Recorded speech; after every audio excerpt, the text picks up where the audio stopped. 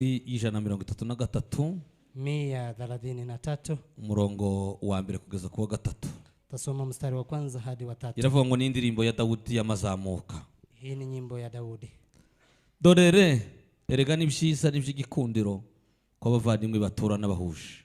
Bimeze nk'amavuta y'igiciro cinshi yasutswe ku mutwe agatembera mu bwanwa bwa Aroni, agatembera ku misozo y'imyenda ye, kandi bimeze nk'ikime cyo kuri Heromoni kimanukira ku musozi w'i Siyoni, kuko aho ariho Uwiteka yategekeye umugisha, aho ariho ubugingo bw'iteka ryose. Amen. Amen. Turashima Imana kuko Imana tugejeje kuri mugoroba. Tunamshukuru Mungu kwa sababu ametufikisha jioni ya leo. Imana ngo ijuru himbazwe cyane. Mungu asifiwe sana. Abo Imana arinze batandukanye, wale Mungu aliyewalinda wale tofauti, abiri watandukanye, wale ambao wameshinda mahali pa tofauti. Imana ngo ijuru ibaho umugisha. Nanyi pia Mungu awabariki.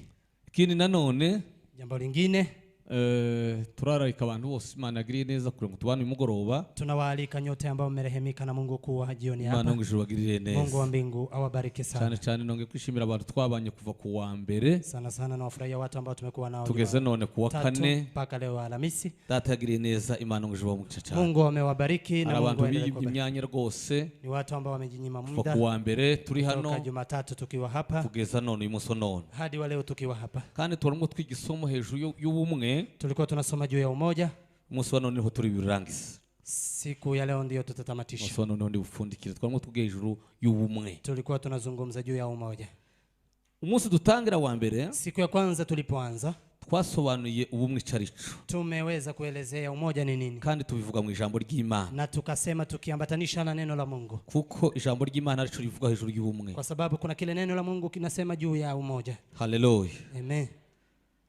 Ubumwe, umoja, ndasubiramo sangwaye ugenda nkora nunganisha amagambo yose twavuze. Tutasema haraka tukaenda tukiunganisha maneno yote tuliyoyasema. Kugira ngo nimara nanone nje kuvuga ndaje kurangiza mvuga inyungu zine. Alafu tutakuja kumalizia tukisema faida 4. Ni sheriko na isigo kukera ko tuvuga inyungu zine. Ni nyingi lakini nimechagua tuzungumze faida 4 ambazo zinaletwa na umoja. Hallelujah. Amen. Ubumwe, umoja, iyo bavuze ubumwe, wakisema umoja, nuguhuriza hamwe, ni kuwa pamoja, nukugira intego imwe, ni kuwa na lengo moja, nukugira imyumvire imwe, ni kuwa na mafikra mamoja, nukugira ibitekerezo bimwe, ni kuwa na mawazo moja, nukugira icerekezo kimwe, ni kuwa na mwelekeo mmoja. Yaba ari umuryango, ikiwa ni jamii, akaba ari umuryango ufite icerekezo kimwe, iwe ni jamii ambayo ina mwelekeo mmoja. Kabuzi ngo umuryango wacu, unajua jamii yetu uko niko bimeze, ni hivi ilivyo, tuzafashanya gutya, tutasaidiana hivi, tuzatabarana gutya, tutasaidiana hivi. Ibintu byeme umuryango wacu, hii haikubaliki katika jamii yetu. Icerekezo kimwe, wana mwelekeo mmoja, bakagira ibitekerezo bimwe, wanakuwa na mwelekeo mmoja. Haba nanone mu itorero, ikiwa tena kwa kanisa, iyo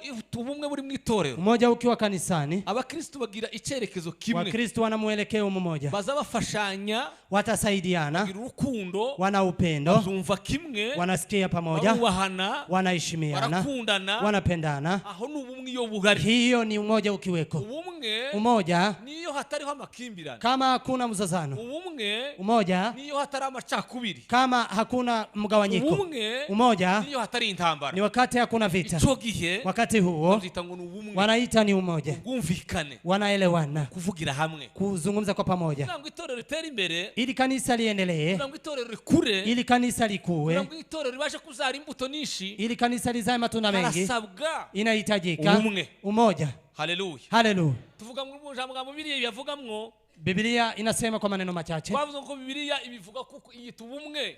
Tumesema Biblia inasema umoja, ngo n'ubwoko bumwe, ni taifa moja, ntabwo ari umwoko abiri, si kwa taifa mbili. Wakristo n'ubwoko bumwe, ni taifa moja. Hari ukuntu Baramu yabivuze, kuna vile Baramu amesema ngo Baraki maze kumazana ngo avumire ubwoko bwa Israeli. Wakati Baraki alipomleta alaani taifa la Israeli, ngo Baraki we, akasema Baraki, ubwoko hili taifa ko ndabureba, mimi nikitazama ubwoko butuye kwabwo, ni taifa lililoishi pekee, ngo ntibazabarwa abanyamahanga, tibazabarwa abanyamahanga, hawatahesabiwa katika mataifa. N'ubwoko butuye kwabwo, ni taifa lililo la pekee.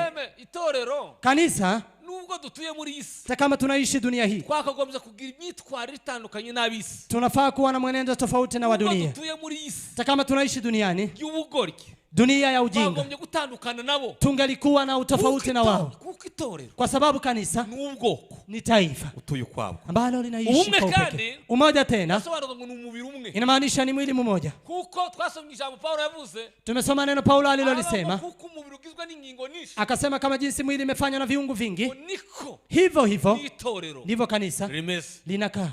Haleluya.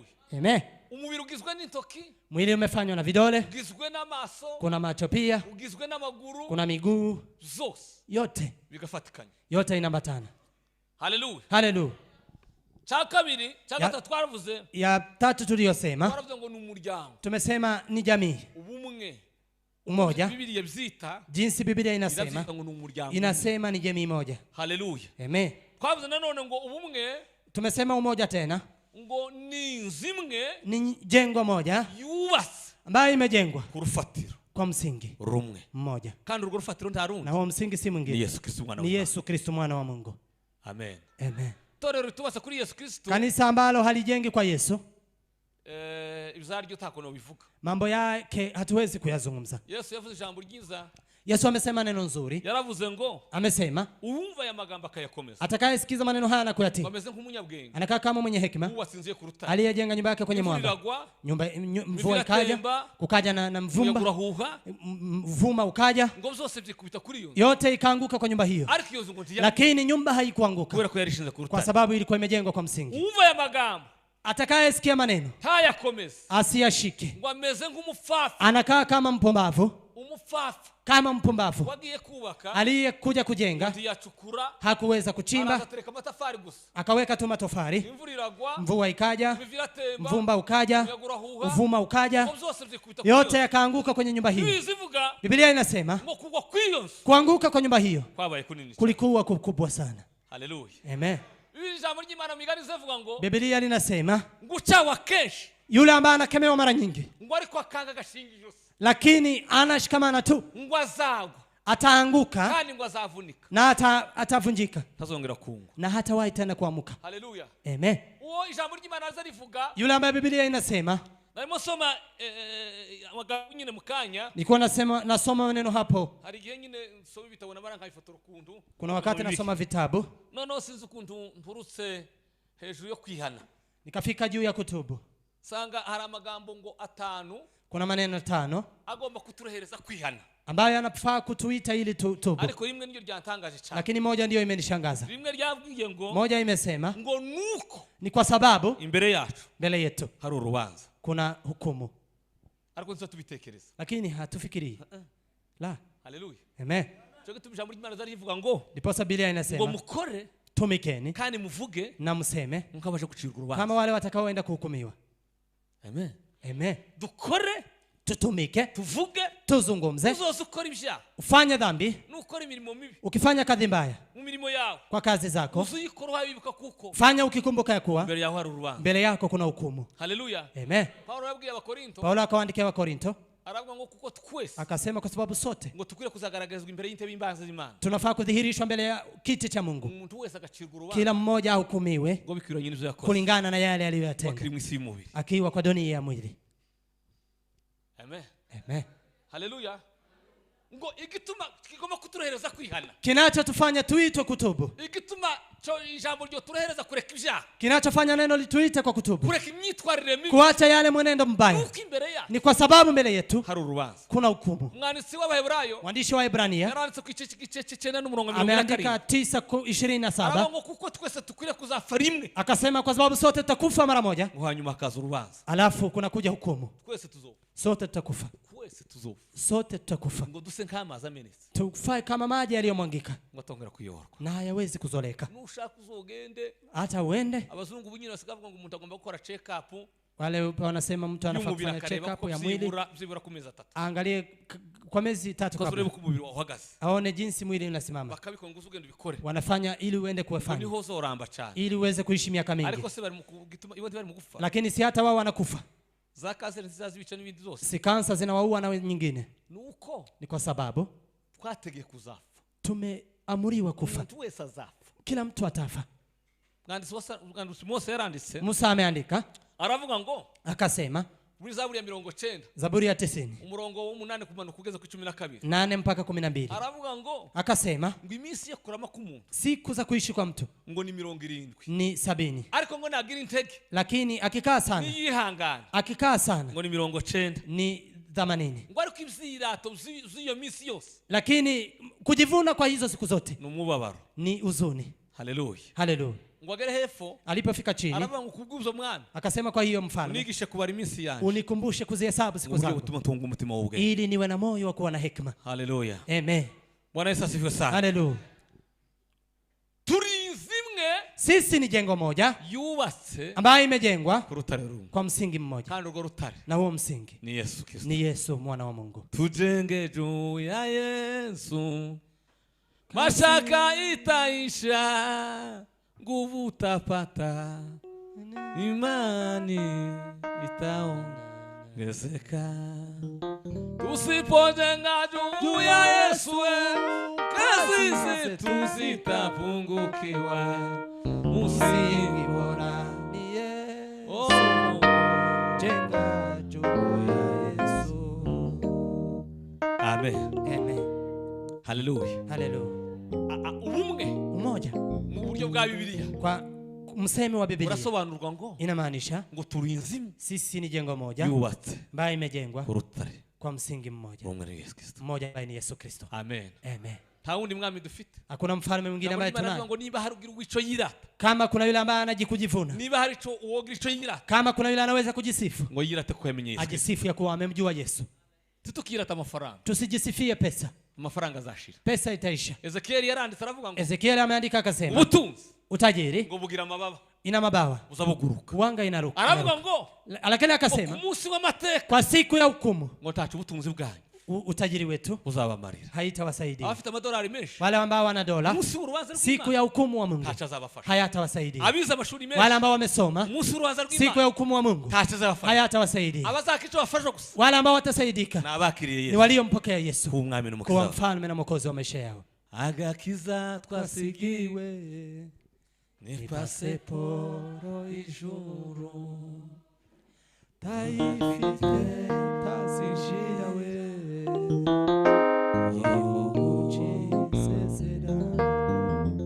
kuyibona nukwezwa n'amaraso ya Yesu. Amen.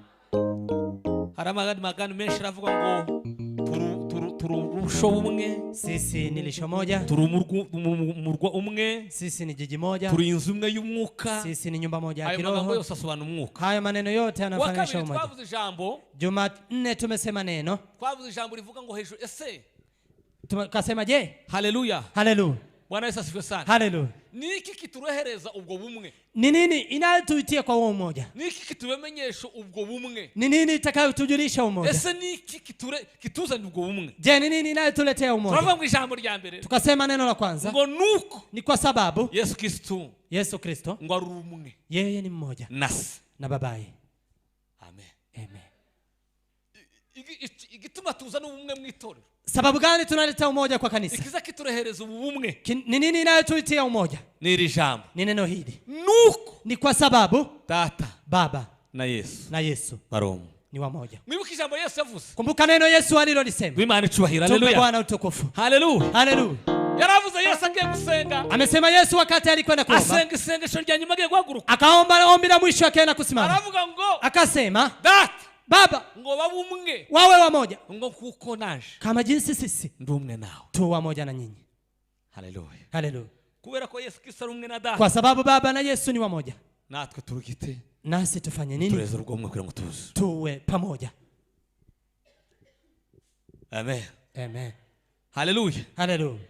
Chakabiri kiturehereza ubumwe, pili inayotuitia kuwa wamoja, baravuga ngo ni urupfu rwa Yesu, tumesema ni kifo cha huyu Yesu ku musaraba, msalabani.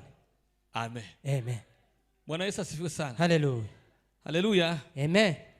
Ndakavugemo ibintu bikeya umusaraba wazanye, cha tuseme mambo machache ambayo msalaba umeleta, nimara mvuge nihuta cyane, alafu tuseme kwa haraka sana. Hari amagambo nigeze gusoma mu gitabo kimwe, arambwira ngo amagambo 10, kuna maneno nimewahi kusema kwa kitabu kani ambayo ambayo imeletwa na msalaba wa Yesu, mvuge mwabiri gusa, lakini wacha tuseme moja mawili tu. Haleluya. Haleluya. Bwana Yesu asifiwe sana. Asifiwe Yesu. Umusaraba ijambo rya mbere wazanye. Ni nini kwanza iliyoletwa na msalaba? Ngo wazanye imbaraga. Umeleta nguvu zo kutubashisha. Ya kutuwezesha gukizwa. Kuweza kuokoka. Kugira gute? Kufanyaje? Gukizwa. Kuokoka. Gukizwa. Kuokoka. Kuva mu bwami bwa Satani. Kutolewa katika ufalme wa Ibilisi. Kutoka mu bwami bw'Imana. Na kuingia katika ufalme wa Mungu. Kubera umusaraba. Kwa sababu ya msalaba. Msalaba. Niwo tutuvoma imbaraga. Ndipo tunashota nguvu. Tubasha gukizwa. Ambazo zinatusaidia kuokoka. Kabiri. 2. Haleluya. Haleluya. Msalaba. Ngo niwo uduha imbaraga. Ambayo inatupa nguvu. Zo kubasha gutsinda. Za kuweza kushinda. Dunia. N'ibyaha. Na dhambi. Haleluya. Haleluya. Utarageza ku musaraba. Yule ambaye hajafika msalaba. Kristo utarageza ku musaraba. Kristo ambaye hajawasili kwa msalaba. Hawezi kupata nguvu. Bazo zitamwezesha kushinda dunia. Na pia dhambi. Kandi ushize naravuze gwisi. Na juzi nimesema dunia inakaa na mambo matatu tu. Tibamwo bine. Haikai mambo manne. Sibamwo ibintu bitatu. Ni mambo matatu. Jambo rya mbere kibamwo. Neno la kwanza. Ngo hamwe ibyifuzo by'amaso. Kuna tamaa ya macho. Cha kabiri. Pili. Ngo hamwe ibyifuzo by'umubiri. Tamaa ya mwili. Cha gatatu. Tatu. Ngo harimo kwibona kuzo ubugingo. Kiburi cha mambo ya dunia. Nizo gusa. Ni hayo tu. Ariko iyo umuntu yageze ku musaraba. Lakini mtu akiwa amefika kwa msalaba. Kwa sababu ya kifo cha Yesu msalabani. Wazani abakizwa. Ambaye imewaletea waliookoka. Wazani abizera. Imewaletea walioamini. Ubahimbaraga. Kawapa nguvu. Zo kubasha gutsinda. Za kuweza kushinda dunia. N'ibyaha. Na pia dhambi. Isirashirana no kwifuza kwayo. Abakikunze mubimenye. Umenye ko Yesu nagaruka. Azabarimburana n'isi. Isirashirana no kwifuza kwayo. Abakikunze mubimenye. Ko Yesu nagaruka. Azabarimburana n'isi. Abazaneshi bazicana na Yesu babibi koma ngoma umwami ngo mw'ijuru. Amen. Amen. Kwa sababu ya kifo cha Yesu msalabani nico kuzaruturohereza. Hiyo ndio inatuitia ni kuwa mmoja. Haleluya. Haleluya. Bwana Yesu asifiwe sana. Asifiwe Yesu. Ngo amaze gukurisha ku rwandiko rwaturegaga. Alipoondoa nyaraka iliyokuwa inatushtaki. Gukurisha kurubamwa ku musaraba. Akaiondoa kuweza kuisulubisha msalabani. Bwana Yesu asifiwe sana. Haleluya. Urwandiko rwaturegaga. Le nyaraka ambayo ilikuwa inatushtaki. Nige kugembe nyigisho z'Abakolosai. Mafunzo ya Wakolosai. Abakolosai ngo ntibigeze babwirwa ubutumwa na Paulo. Hawakuweza kuhubiriwa na Paulo. Na kwitorero ry'Kolosai ntibyashizwe na Paulo. Kanisa la Kolosai halikuweza kuwekwa na Paulo. Bageze bagenda bakarabura kwinyigisho za Paulo. Walikuwa wanaenda wanasikiza mahubiri ya Paulo. Harimo abagabo bagera kuri harimo abantu umuntu wogabo watangije ngo yari umucuruzi kwitanga ni Filemon. Mtu alianzisha kanisa hilo alikuwa ni mchuruzi ambaye anaitwa Filemon. Kangaruke. Chaturudi. Taja muri amagambo gatinda. Tusikae. Haleluya. Haleluya. Urupfu rwande. Kifo cha nani? Rwa Yesu ku musaraba. Ya Yesu msalabani. Uzaruturohereza ubumwe. Uwanga inatuita kwa umoja. Kiza urupfu rwa Yesu. Ukiwa uamini kifo cha Yesu. Inatuletea umoja. Amen. Amen. Haleluya. Haleluya. Harama andi magambo ndavuze. Kuna maneno mengine ambayo hatukuyasema. Ubumwe. Umoja. Bwacu na Yesu.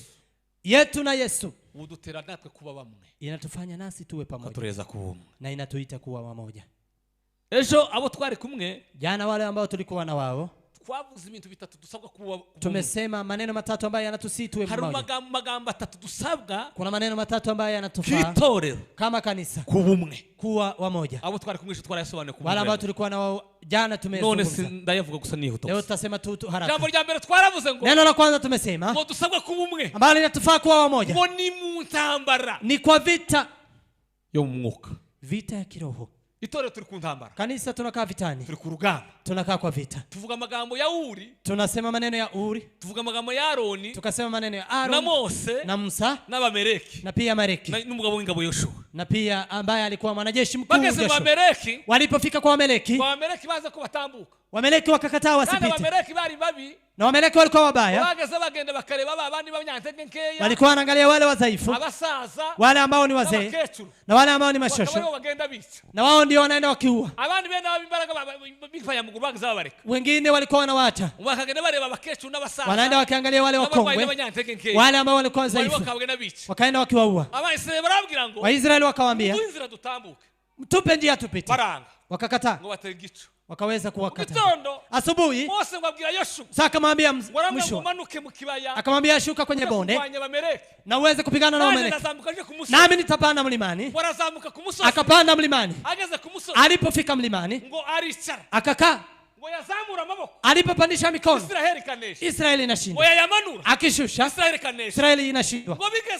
Ilipofika hapo Uri na Aaron wakamshika mkono. Haleluya. Wakafanya nini? Mmoja akashika mkono wa kuume, mwingine wa kushoto. Joshua akapigana, akawashinda Wameleki mpaka jioni. Ile inatuhitaji kuwa wamoja. Ni kwa sababu ya vita ya Ukristo.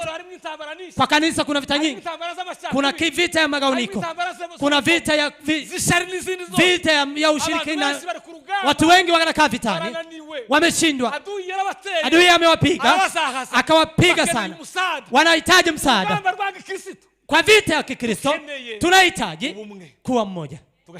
Tunashikana mkono. Kwa sababu sote pekee hatuwezi. Nimesema sisi Wakristo bila kutushika mkono tutashindwa asubuhi. Waombezi msiposhikamana mtashindwa asubuhi.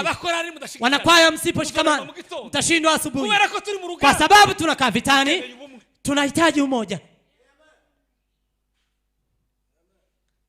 Haleluya. Asifiwe Yesu.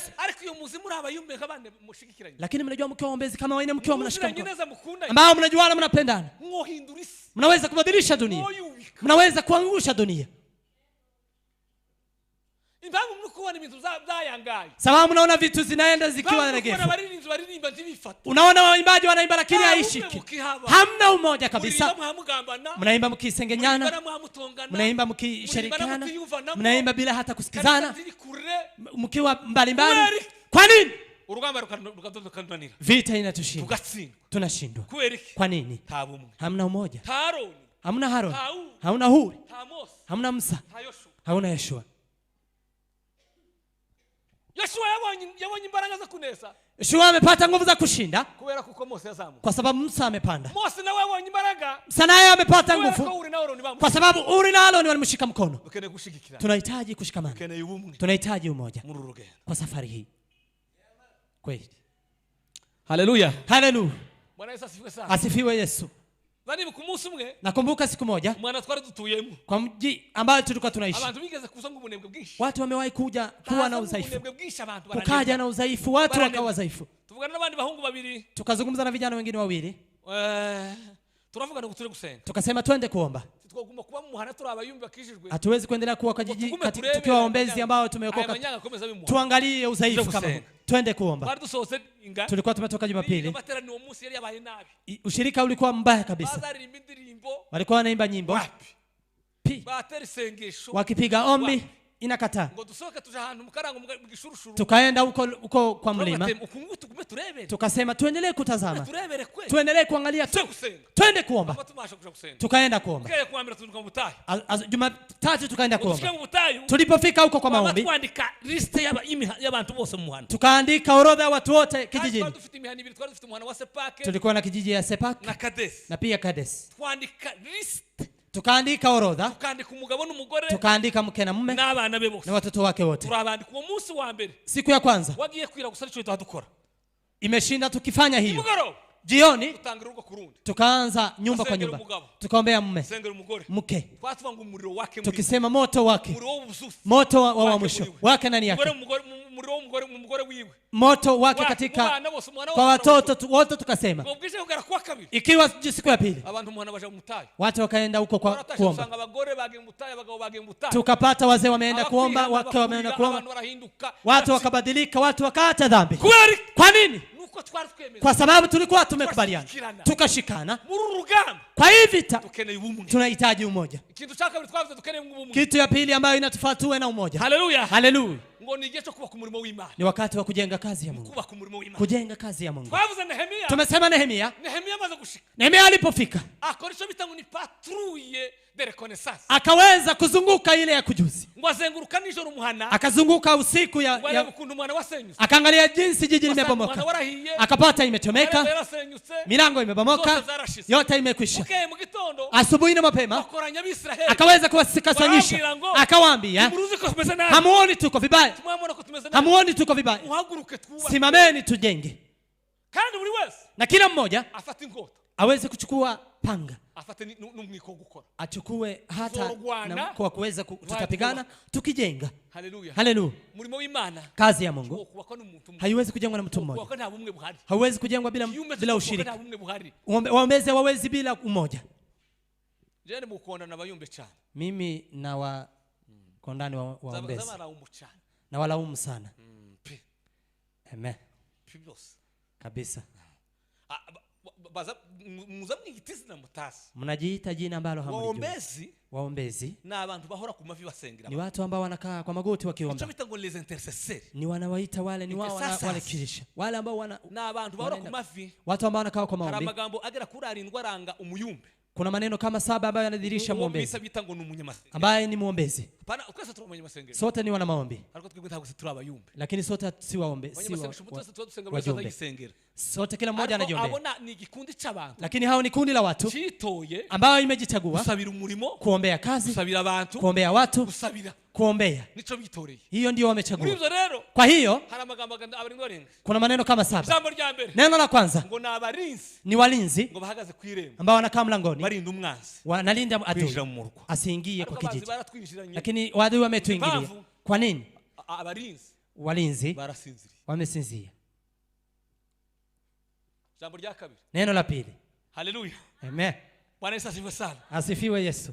Ngo babereyeho wao wanaishi gukengura abantu, kuweza kuwakemea watu, wakambira ngo danjiraje, kuambia hatari inakuja. Itaza bahari mulinzi, kile mlinzi anakaa pale azarwana, anapigana, azarasa, anapiga risasi, akabwira abantu bakamenya umwanzi yaje, anawaambia adui amekuja.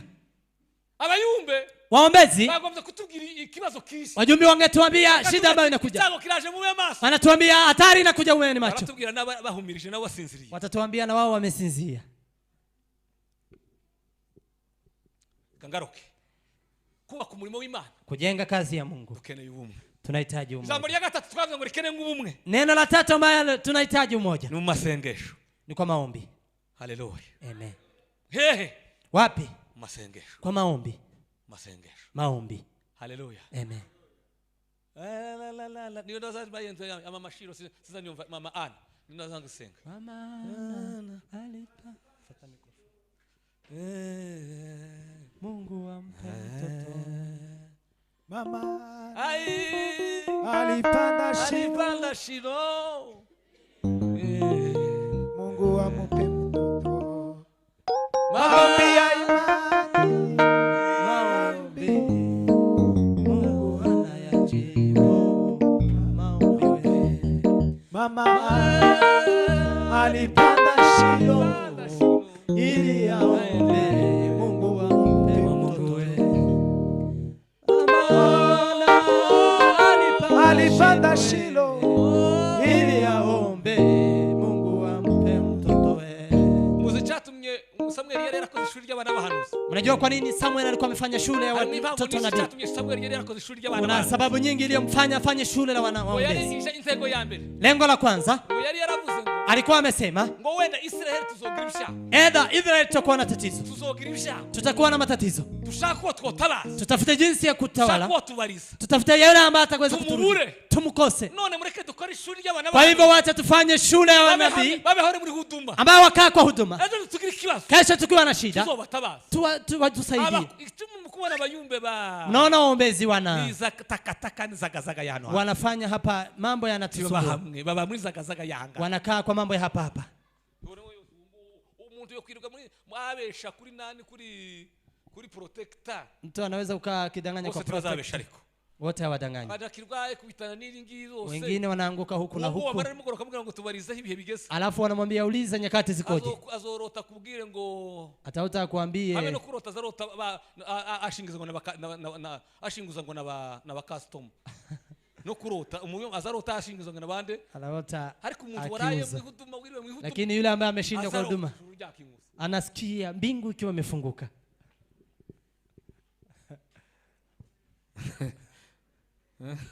Amen. Babesh. Kwani amedanganya. Amen. Amen. Hallelujah. Amen. Dukeneye ubumwe. Tunahitaji umoja. Uko twagushigikirana tukavuga ngo dukore abantu dufasha abayumba. Tukisema tusaidie waombezi. Tubashigikire tubashira ahantu. Tuwashike umoja, tuwashike. Tubashura magana na watu basenga pana bareka mahimba. Waombe waache. Nao barekiki. Waache nini? Bareka mahimba. Waache kujifanya. Twavuga ngo dufate abantu bose tukubafata ngo wote hatuwezi kuwachukua. Ariko bizibara kanisa ryogenda rifata timu y'abantu batatu bane. Lakini kanisa likishika watu watatu wanne tutawalipia inzu tubishure n'abanani. Tuwalipie nyumba na mambo. Nanyi kile nenda muwe kwa mtumie mtuambie habari. Mtuambie nyakati zikoje. Ondoa pepo zilizoko kijijini. Mnaweza kuona moto ikiwaka. Kwani tunashikana. Hatuna umoja. Lakini pahali kunahitaji umoja. Kwa maombi tunahitaji umoja. Tuombe. Tuombeane. Hayo ndio tumesema jana. Kwa hivyo amina. Amen. Bwana apewe sifa. Apewe sifa. Atukuzwe Mungu wa milele. Hallelujah. Hallelujah. Kaza kutaramana n'umuhungu ubu nyine ari ahantu. Tumewahi kesha na kijana ako mahali. Lakini shetani siku moja akamfanyia vibaya. Yarasigaye ari misoko abana abantu batagize bamenya kuko yari misoko. Alikuwa anaenda sokoni kama watu hawa wakijua fulani ameenda sokoni. Babandi bafite amacupa na babandi baraye wala ambao wanachupa wala ambao wamesherati wanatoroka soko. Bagahunga jewe narabonye umusuge mukane kuri kwe bahunga. Mimi nimeona wakitoroka. Bafe kuona yaramanutse ahantu yari kumwe n'abandi bantu. Alikuwa anashuka pahali wakatoroka. Ubwo runaka ari misoko. Fulani kwa kuwa amekuja sokoni. Tutoroke. Ariko kubera kumushigikira. Lakini kwa sababu kosa kumshika. N'ubumwe. Na umoja. Nabivuyemo. Kwa sasa ametoka. Azambabaza cyane. Ananihuzunisha sana. Tushigikirane. Tushikane mkono. Tuimizane kwa safari ya kwenda mbinguni. Wengi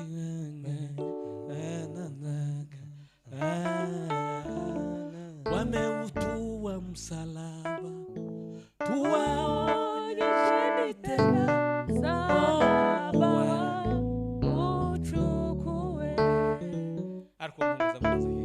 Kijana ananihuzunisha.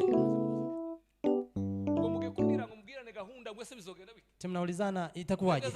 Agachoro kugira ngo none akababwira ahantu akababwira n'igihe akababwira n'itariki. Anawaambia dakika, anawaambia kila kitu. Tulikuwa tunakesha huko mketi.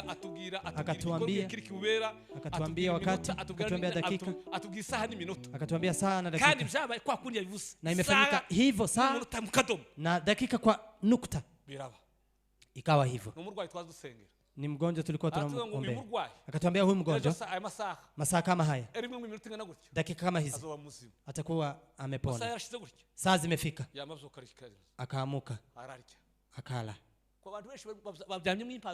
Watu wengi wanakaa na kalama nyingi. Wanaweza kuomba waangushe milima, wanaweza kuomba na kuweza kuzuia ufalme wa giza, lakini kwa sababu ya kwa sababu ya kutoshikana wameshindwa. Lakini tukiwashika mkono, nguvu zinaweza kukuja. Tunaweza kuuliza nyakati. Nenda mtuambie nyakati. Amen. Amen. Hallelujah. Hallelujah. Dukeneye ubumwe mu masengero. Tunahitaji umoja kwa maombi. Tukeneye gufashanya mu masengero. Tunahitaji kusaidiana kwa maombi. Nihuta rero. Tukienda kwa haraka. Reka tuje kurangiza isomo ryacu. Tukuje kumaliza somo letu. Ndaje gusaba Sokrate umumpere mikrofone dufatikanye Sokrate. Sokrate tusaidiane kwa somo. Kwa magambo. Kwa sababu maneno haya. Turangiza. Tukimaliza. Maombi ya imani. Maombi Mungu anajibu. Maombi ya imani. Maombi Mungu anayajibu maombi. Maombi ya imani. Maombi. Mungu anayajibu maombi. Billy Graham mukozi w'Imana warayifo. Billy Graham mtumishi wa Mungu ambaye amefariki. Ndakunda kubivuga cyane. Wanga namsema sana. Mu barimo biga ishuri rya Biblia. Walipokuwa wakisoma Biblia. Ngo yagiye mu rugendo shuri. Ameenda kwa kugenda nyine mu ishuri kugenda kwiga. Alikuwa anatembea akisoma somo. Trip. Alikuwa anaenda kusoma. Ngaho ngo bagera mu nzu ya John Wesley. Walipofika wakafika kwa nyumba ya John Wesley. Ngo bagera mu nzu ya John Wesley. Walipofika kwa nyumba ya John Wesley. Ngo baragenda barayizenguruka. Wakaenda wakazunguka. Ngo bashika mu chumba cha John Wesley. Wakafika chumbani mwake. Basanga mu chumba cha John Wesley. Wakapata chumbani mwa John Wesley. Imbere y'igitanda ciwe. Mbele ya kitanda chake. Hari imyo bibiri yari cukuye. Kulikuwa na shimo mbili zilizokuwa zimechukuliwa. Walipozunguka wakamuuliza, je, kwa nini hii ni mashimo nini?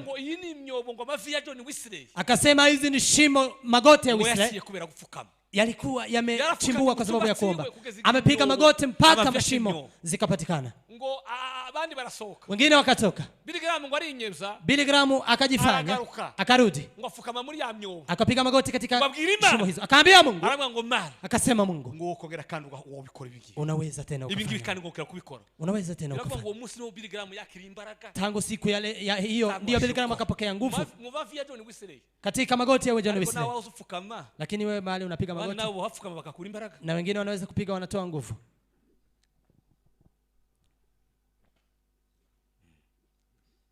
Amen. Amen. Hallelujah. Hallelujah. Ubumwe burakenewe. Umoja tunahitaji. Ubumwe burakenewe. Tunahitaji umoja. Gushigikirana kurakomeye. Kushikana mkono tunahitaji. Kushikana mkono tunahitaji. Ili tufanye kazi ya Mungu. Tunahitaji. Habe no mu muryango. Na hata kwa jamii. Ubumwe burakenewe. Umoja inahitajika. Imiryango yose yateye imbere. Jamii yote ambayo imeendelea. Ambayo imeendelea. Ni imiryango igira ubumwe. Ni jamii ambayo ina umoja. Imiryango igira intambara. Jamii ambayo ina vita. Mwuka nejo naravuze ndavuga ngo. Jana nimesema. Mwuka wa machakubiri. Roho ya mgawanyiko. Mwuka wa Satani. Hiyo ni pepo ya Ibilisi. Mwuka w'ubumwe. Moja. Mwuka w'Imana. Ni Roho wa Mungu. Hallelujah. Amen. Bwana Yesu asifiwe sana. Asifiwe Yesu. Hallelujah. Amen. Hallelujah. Amen. Hallelujah. Hallelujah. Onorero. Kwa hivyo reka tuvuge. Cha tuseme hejuru ya kamaro. Juu ya manufaa ya umoja. Sasa ubumwe bugira kamaro ki? Umoja ina faida gani? Jambo la mbere. Neno la kwanza. Ngo ni vizuri. Ni vizuri. Kandi ni vikondero. Na ni vema sana ni ya. Hallelujah. Kugira ubumwe. Kuwa na umoja. Ni jambo ryiza. Ni vema. Kandi jambo ryo gukunda. Na inapendeza. Hallelujah. Hallelujah. Umoja mu muryango. Kwa jamii. Ni jambo ryiza. Ni neno njema.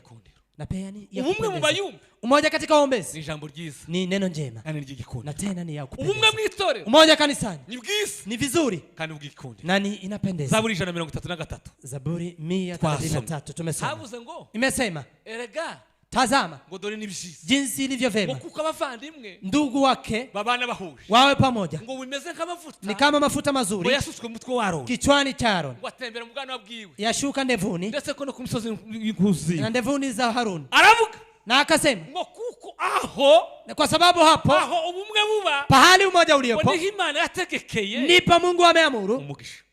Baraka. Amen. Amen. Hallelujah. Hallelujah.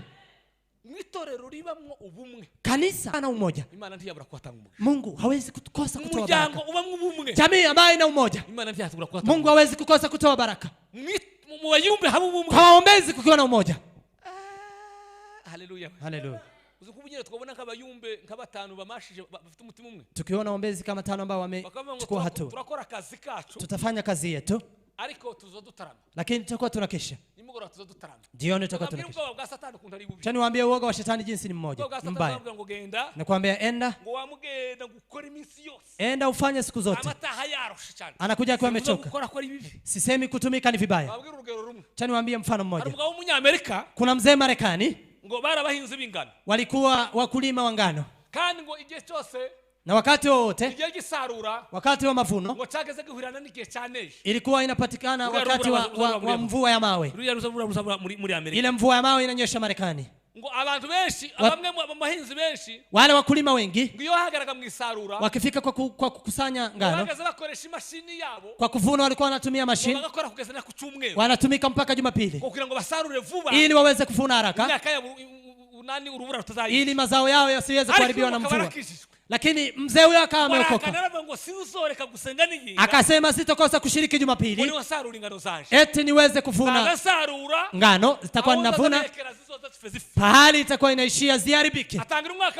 Kaanza mwaka wa kwanza, alipokuwa anavuna sehemu ndogo, kingine inaharibika.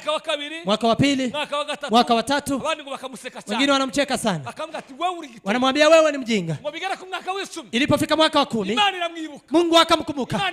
Mungu akamwambia, kwa sababu umekubali, unakubali kuweza kushika sabato yangu, kuanzia siku ya leo hivyo ya mawe haitaweza kuharibisha mzao wako. Nimesoma kitabu, imeniambia mvua ya mawe ilikuwa inanyesha pahali popote, lakini shamba lake haijawahi kufikia mvua ya mawe kwa sababu amevumilia.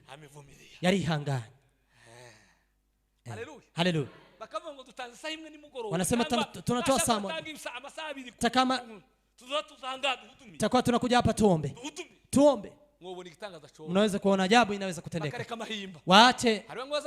Kuna wale wanaenda wakienda kujifanya, wanakuja wanafanya mambo na maombi ya wenye dhambi ni hatia mbele za Mungu. Tukiona vijana kama hao, acha assembly Nairobi yote inaweza kujengwa kwa hao. Tutawatoa wapi?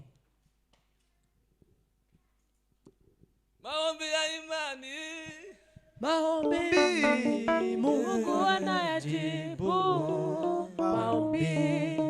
Maombi ya imani, maombi Mungu anayajibu. Maombi ya imani, Mungu anayajibu. Maombi ukweli abahungu n'abakobwa mwogira ngo mugire iryo shaka. Hakuna vijana na wasichana ambao mnaweza kuwa na shujaa huo. Hii kucheza haiwezi kuleta uamsho. Haleluya. Haleluya. Ahanga matorero niyinga. Hapa ni kwa Jumapili. Nikaba abakinyi ubundi mukinya mukiniza. Yule ambaye ni mchezaji mzuri. Hakuji kwa mazoezi hapa. Anaenda kwa mazoezi. Nikaza mateka ya Ronaldo. Nimewahi kusoma historia ya Ronaldo. Kubera kuko n'umukinyi wahitinze cyane. Kwa sababu ni mchezaji ambaye amehiti. Yagira gimbwa yiwe iyo yatahaga aririye. Alikuwa na mbwa huko akirudi nyumbani, ambaye ilikuwa inamsaidia. Na yeye anafanya mazoezi. Amefanya mazoezi sana. Hakuna mwombezi ambaye anafikiri hataweza. Hawezi. Yule ambaye anaweza kutufaidi, mwombezi ambaye anaweza kufanya Nairobi yamuke, ni yule ambaye anaenda huko anapiga magoti mara nyingi, anasoma neno la Mungu. Haleluya. Haleluya. Unasoma Samuel ejo. Kwa nasoma Samuel. Ngo yagiye Abafilistia ngo mutugirije cyane. Wafilistia walipo msukuma sana. Ngo yarasiganye ingabo 600 gusa Sauli. Alikuwa amebaki na wanajeshi 60 Sauli. Abafilistia bari bagatse barangije. Lakini walikuwa wamekuja. Ariko Yonatani umuhungu wiwe. Lakini Yonatani kijana yake ngo mugitona abwira wari umutwanye twaramwa ngo nkurikira. Akamwambia yule alikuwa na silaha yake nifuate. Barambukaje mu rugerero rw'Abamisiri. Akavuka akafika huko kwa wale adui. Washikia asanga hari rutare. Akapata kuna mwamba. Twije muri ratatamu. Akasema wacha tuingie hapa tupite. Yavuze ijambo ryaneje. Amesema neno lililonifurahisha. Yonatani yaravuze ngo. Yonatani amesema kuko namaze kumenya ko. Kwa sababu nimeshajua Imana Mungu ngishobora gukirisha benshi. Anaweza kuokoa wengi. Huko yakirisha bakeya. Kama jinsi inaweza kuokolesha wachache. Haituhitaji wengi. Waombezi wengi. Tukipata watatu ambao wamesimama vizuri. Ezekiel Mungu amemwambia mtu mmoja, nenda ukatafute mmoja tu. Tukipata watatu tu, Nairobi tunaweza kuwaka. Na wale ambao tulikuwa tunasinzia tunaweza kuwaka. Amen. Amen. Haleluya. Amen. Bwana Yesu asifiwe sana. Haleluya. Haleluya. Haleluya. Ikiza cy'ubumwe. Uzuri wa umoja. Agaciro kambere kubumwe. Dhamani ya kwanza ya umoja ni kwa sababu umoja ari ikintu cyiza, ni kitu kizuri kandi kure gukunda, na pia ni cha kupendeza. Abayumbe mu gikunde, waombezi mpende, abasore mu gikunde, vijana pendeni, abagabo mu gikunde, wazee pendeni, muwe na umoja. Kugenda. Lakini kwenda ngo twageye masengesho, tumeenda kwa maombi, kama tugenda natwe tugenda, tunaenda nasi twabara gushika, tukifika wasenga iyo twakoze gitangaza, tukifanya ajabu. Hari umuhanga w'umunyabwenge wigeze kuvuga, kuna yule ambaye amewahi kusema, haleluya, haleluya, ngo umuntu ugeze kure cyane mu mbaraga zo gusenga, ati mtu amefika mbali kwa nguvu za kuomba, ni umuntu ubasha gufata ibitekerezo byiwe, ni mtu ambaye anaweza kushika mafikira yake ngo masegonda 15 kwa sekunde 15, akama yafata ari hamwe gusa, anachukua akiwa pamoja, kama tekereza ku Mana ngaye yafata nawe, anafikiria yafata urebe ko kumara akiri kuri gitekerezo, yachukue uangalie kama utafikisha dakika hizo, azamatanga gatawanyika, anaanza kutawanyika, kutekereza abanyagosenge, anaanza kufikiria shangazi mnaomba, atekereza visa ko yaje, anafikiria visa imekuja. Amen. Amen. Kabiri. Pili. Bwana asifiwe sana. Amen. Haleluya. Haleluya. Ngubumwe. Umoja. Ubumwe. Umoja. Ngo ni ikintu. Hiyo ni kitu kizakifasha ambacho kinasaidia Wakristo kwera kuwa watakatifu, imbuto kuzaa matunda z'Umwuka wera za Roho Mtakatifu. Amen. Amen. Haleluya. Haleluya. Haleluya. Haleluya. Haleluya. Amen. Ubumwe. Umoja. Kuvugira hamwe. Kusema kwa pamoja. Gusengera hamwe. Kuomba kwa pamoja. Guteranira hamwe. Kushiriki kwa pamoja. Bizabifasha bwoko bw'Imana. Inasaidia taifa la Mungu kwera imbuto. Kuzaa matunda. Kwera iki? Kuzaa nini? Kwera imbuto. Kuzaa matunda. Bwana asifiwe. Haleluya Yesu. Haleluya. Haleluya. Impano oyipirata. Karama unaweza kuifanya iwe fake. Ariko je naho barambwiye bitangaza na narato ariko yemi gusoma nako ni kwiza. Kusoma ni vizuri, someni. Narasomye birambwira ngo nimesoma ikaniambia impano y'Imana yo cyane impano y'ubuhanuzi. Karama ya unabii. Hari bamwe bafite ubuhanuzi ariko utari ubuhanuzi nyabwo. Kuna wale ambao wana unabii lakini sio kweli. Kuna wengine wana unabii kutoka kwa Mungu. Akaniambia tofauti. Ubuhanuzi uva ku Mana. Unabii unaotoka kwa Mungu. Imana zitanga ibimenyetso buherekeza. Mungu anatoa ishara ambazo zitafuata. Ubuhanuzi buva ku Mana. Lakini unabii unaotoka kwa Mungu. Ubuhanuzi buva ku Mana. Nabii inayotoka kwa Mungu. Imana zitanga ibimenyetso. Mungu anatoa mfano buherekeza ambayo itafuatana. Ubuhanuzi buva ku Mana. Unabii ambao unatoka kwa Mungu. Bwana Yesu asifiwe sana. Haleluya. Ngo buzabutanga inatoa. Haleluya. Amen. Ngo buzabwerekana ikibazo. Inaonyesha shida. Ariko bukerekana igisubizo. Na pia inaonyesha jibu. Zumvikanye. Mmesikia? Ndabisubiramo. Tarudie. Ubuhanuzi buva ku Mana. Unabii unaotoka kwa Mungu. Buzabuherekezwa iteka ryose. Inakuja ikisindikizwa kila mara. Ibimenyetso. Na ishara. Gideon mnamwibuka. Gideon mnamkumbuka. Na yandi magambo yose. Na maneno mengine. Ubuhanuzi buva ku Mana. Nabii unaotoka kwa Mungu. Uzabuhishura ikibazo. Itafunua shida. Ariko bugatanga na remedy. Lakini pia inatoa suluhu. Ariko ubuhanuzi buva kwa Satani. Lakini nabii unaotoka kwa Shetani. Ngo ndibugira ibimenyetso. Haina ishara. Buherekeza. Haiwezi kupata ishara. Neno la pili. Buzabwerekana ibibazo. Itaonyesha tatizo. Lakini huwezi kupata jibu. Ngo nabonye ngo ngurarwaye. Nimeona wewe ni mgonjwa. Ngurarwaye. Wewe ni mgonjwa. Kandi umeze nabi cyane. Na uko vibaya sana. Ngo nuko ngugenda usenge. Nenda ukaombe. Satanze ngo bizogenda gute? Hapeani itaenda hivi.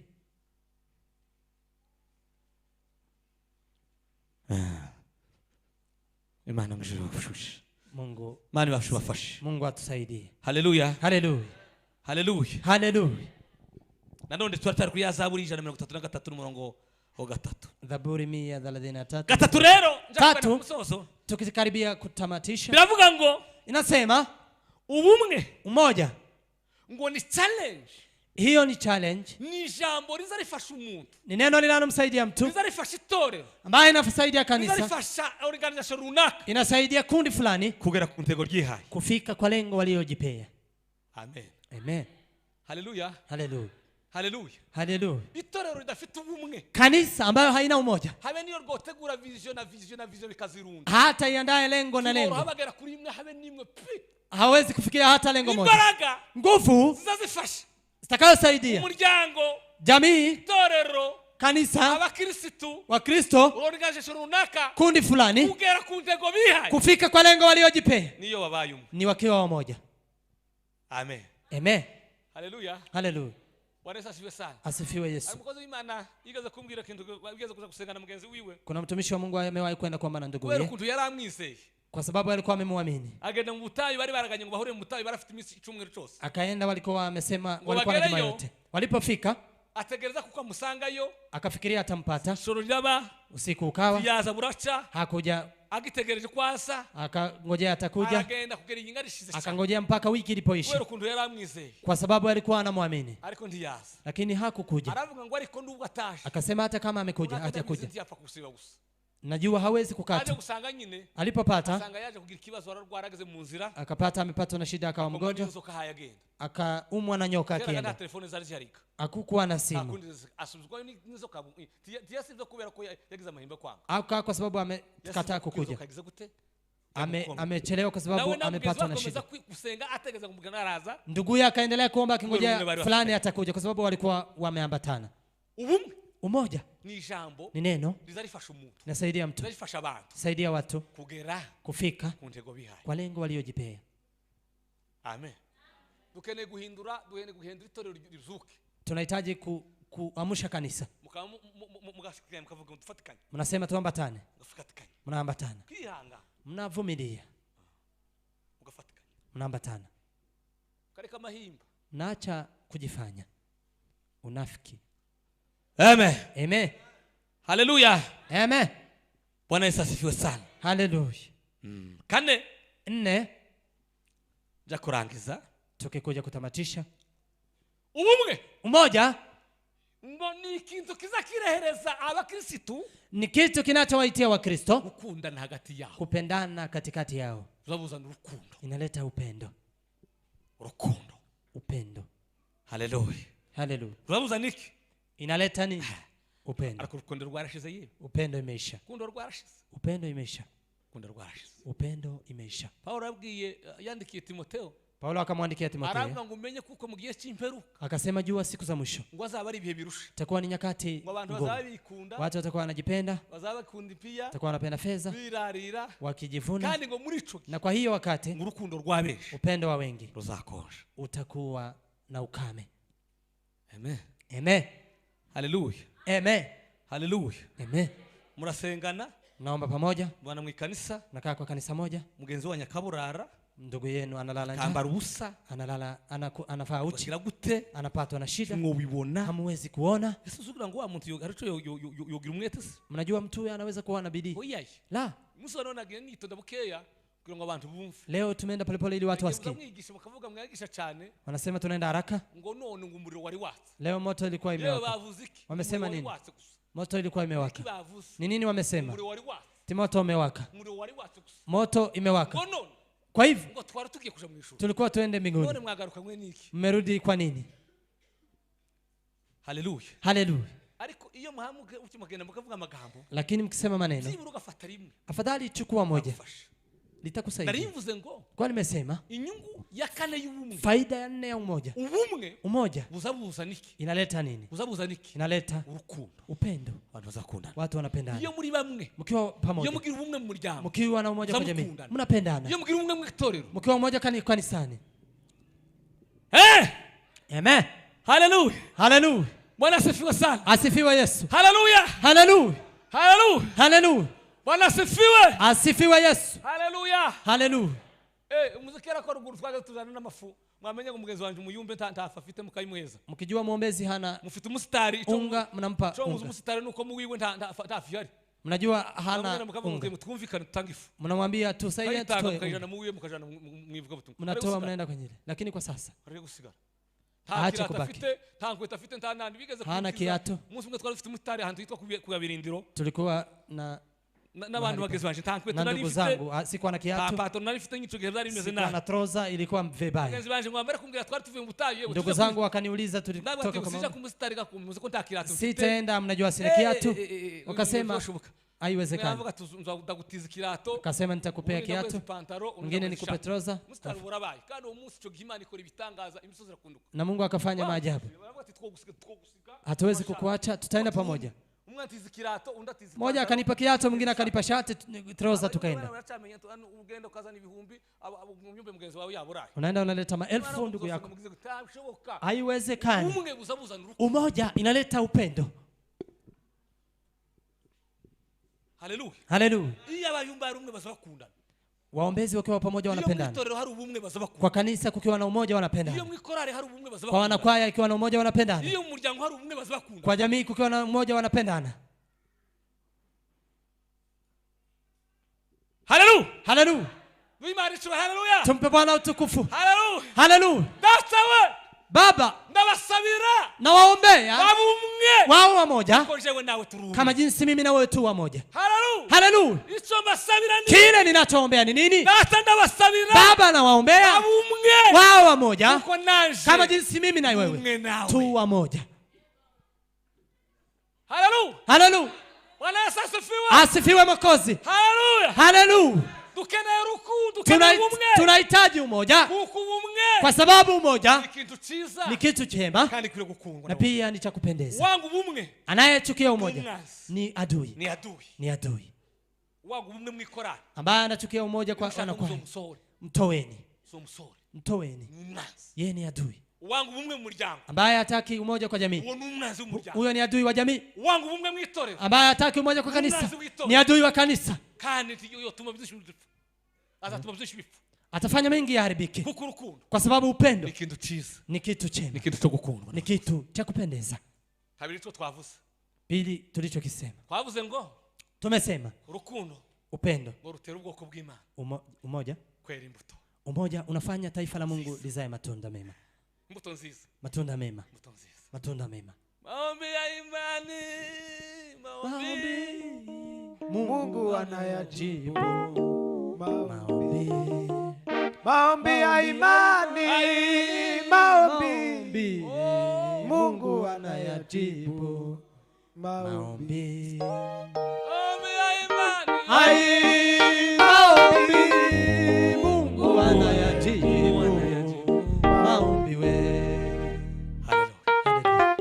Ubumwe, umoja, umoja uzabuzana inaleta imbuto nziza, matunda mema, imbuto nziza, matunda mema. Upendo ni tunda la Roho.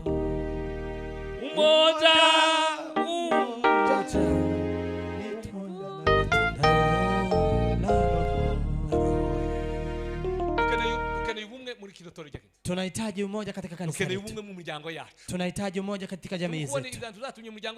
Si mnaona mambo yametushinda katika jamii zetu. Bwoko bwacu twagize ibibazo. Taifa letu tumekuwa na shida. Yagiye atandukana kazana. Watu wameenda wakiachana. Abangaba. Wamoja ni hawa.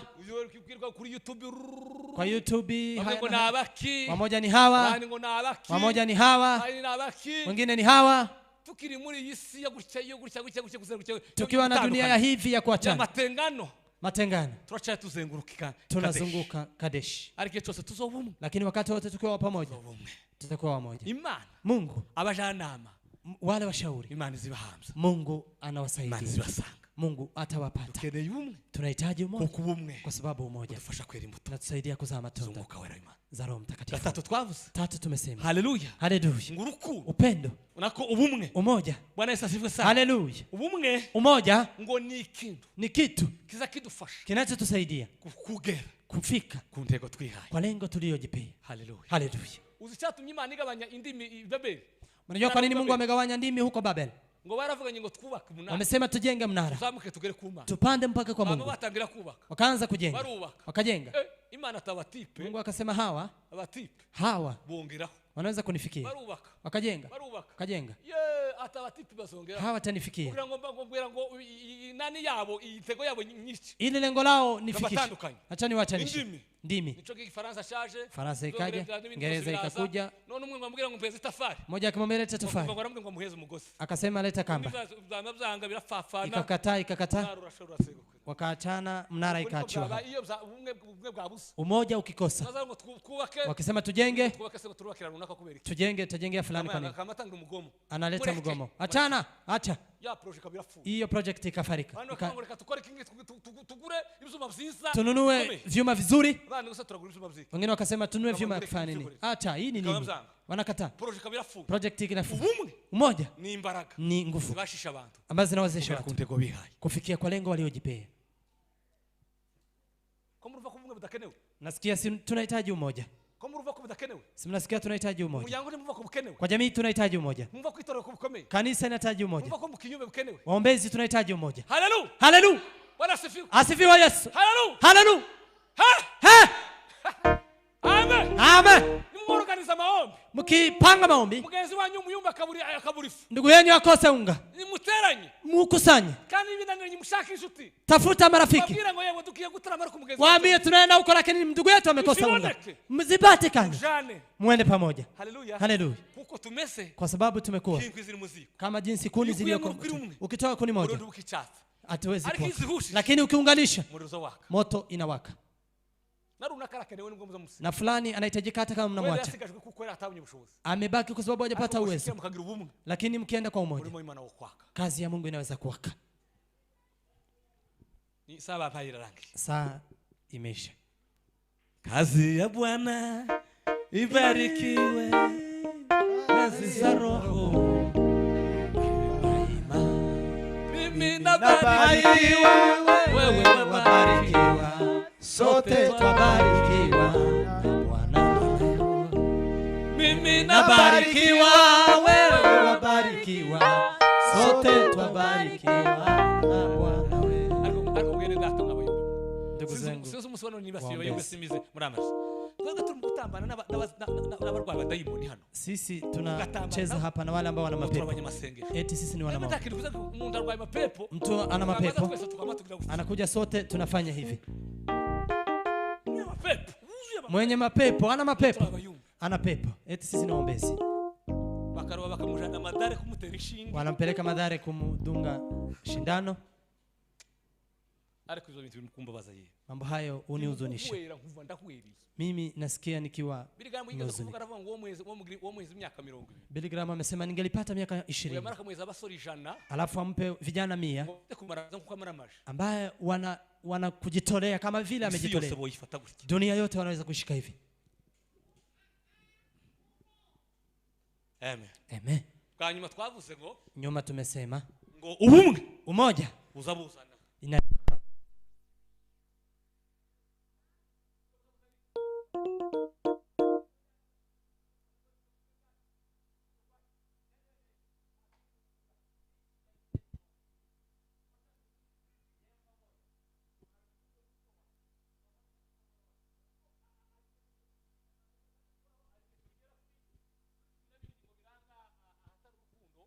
Ubumwe ahantu ngo atari ubumwe haba ngo ibimenyetso 12 biranga.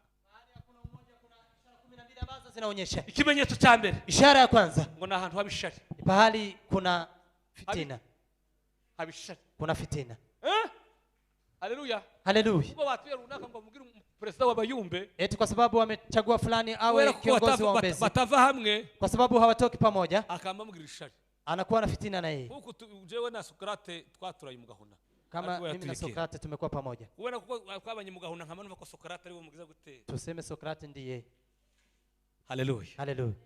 Ndangije vuga abanzi bane bubumwe. Tumemaliza tukisema adui 4 wa umoja. Sinatinze cyane, tumekaa sana. Mwihangana, sameheni. Tarama sakuzigisa tuimane chwa. Haleluya. Haleluya. Haleluya. Bwana asifiwe. Asifiwe Yesu. Umwazi wa mbere, adui wa kwanza, umwazi wa mbere w'ubumwe, adui wa kwanza wa umoja. Haleluya. Haleluya. Biravuga ngo ni impaka, ni kuwa na uzozano, impaka, kuwa na mabishano, impaka, mabishano, impaka mwikora, mabishano kwa wanakwaya, impaka mwitorero, mabishano kwa kanisa, impaka, mabishano n'umwanzi, ni adui. Musuzo wa impaka zinje mu muryango wawe, siku utaona mabishano yameingia kwenye mieni, adui yakwinjira, adui yameingia. Nubona impaka zinje mwikora, ukiona mabishano yameingia kwa wanakwaya, ubumwe yinji, adui yameingia. Adui wa mbere w'ubumwe, kwa sababu adui wa kwanza wa umoja ni impaka, ni mabishano. Adui wa kabiri, adui wa pili ngo n'ubwana bwo mwuka, ni utoto wa kiroho. Ubwana bw'iki? Utoto wa nini? Bwo mwuka, wa kiroho. Haleluya. Haleluya. Umwanzi wa gatatu, adui wa tatu ni kugira nkunzi, ni kuwa na upendeleo. Kugira nini? Kuwa na nini? Musubizo bwana nitoro haje mu nkunzi. Mkiona kwa kanisa kumekuja na upendeleo, nitoro akaba nkunzi, kwa kanisa kuna kuja na upendeleo, adui yinji, adui ameingia. Muzabona mu muryango akaba nkunzi, mkiona kwa jamii kuna kuwa na upendeleo, umwana kurutabandi, huyu mtoto anampenda kuliko wengine, adui ameingia. Kuko umwanzi wa gatatu, kwa sababu adui wa tatu wa umoja ni kugira nkunzi, ni kuwa na upendeleo. Haleluya. Haleluya. Bwana Yesu asifiwe sana. Asifiwe Yesu. Adui wa kane, adui wa 4. Haleluya. Amen. Bwana Yesu asifiwe. N'uburyarya, ni kuwa na unafiki. Uburyarya, unafiki. Sinza babwira kuko nanga uburyarya. Naambia kama nachukia unafiki. Ari umuntu twari tumaranye nk'imyaka kuva ku 6 tubanye hano ariko tuzatwumvikana cyane kuva ngeze hano muri Kenya. Kuna mtu ambaye tumeishi naye miaka 6. Ariko yambwiye ijambo ndamureba ndamwitegereza ndabatereka murebe kwezi kose. Lakini ndamwitegereza nikamwangalia nkamuhamagara nkamwandikira. Nikampigia ninamwandikia. Tunaenda. Nja kumuvumburamwe uburyarya. Nikakuja kupata ana fitina. Ana unafiki. Tugiye kubana nawe nk'ababanye gusa bari muri process. Kwa sasa tunaishi tu na yeye kama watu ambao wanakaa kwa process. Iyo mbonye umuntu uburyarya. Nikiona mtu ni mnafiki. Sana namwondokea. Toka kama mbwa ngogenda. Namwambia enda. Kukinjanje nimpi. Mnafiki ni mbaya. Mnafiki ni mbaya. Zikubwira ngo iragukuze kandi kwa. Nakwambia nakupenda lakini nakuchukia. Unamuri gaseka kandi yayekenye. Anacheka lakini hakupenda. Kupereka A iyo shose kupereka B. Anakuonyesha E na anataka kuonyesha B. Ni mbaya. Uwo kubera ko nagize amahirwe nkamumenya. Kwa sababu nimemjua. Tusigaye kubana hano gusa nk'abantu. Tutaishi na yeye kama wandugu tu. Kuko uburyarya. Kwa sababu unafiki. N'umwanzi w'ubumwe. Ni adui wa umoja. Amen. Amen. Genda uharanira ubumwe. Enda upiganie umoja. Genda urwanira ubumwe. Pigania umoja. Aho uri hose. Pale ulipo. Aho wirirwa. Pale unashinda. Muryango. Kwa jamii. Mwitorero. Kwa kanisa. Mu kiyumbe. Kwa waombezi. Muri korari. Anakwaya. Aho uba. Pale ulipo. Haranira ubumwe. Pigania umoja. Ubumwe. Kwa sababu umoja kitu chiza. Ni kitu kizuri. Waho niho. Hapo ndipo Imana yategekeye. Mungu ameamuru baraka. Ijambo ry'Imana tuganze. Neno la Mungu tubariki. Amen. Amen.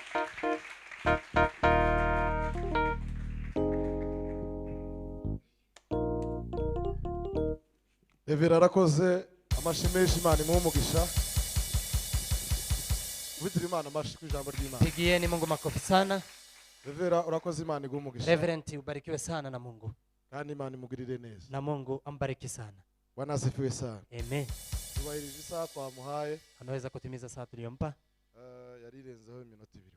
Ilikuwa imepita dakika kama 2. Bwana asifiwe sana. Amen. Eka twakire Bishop. Cha tumkaribishe Bishop. Na mashimeshi. Kwa makofi mengi. Aze adufashe mu minota mike isigaye. Aje atusaidie kwa dakika chache zilizobaki. Kugira ngo turangirize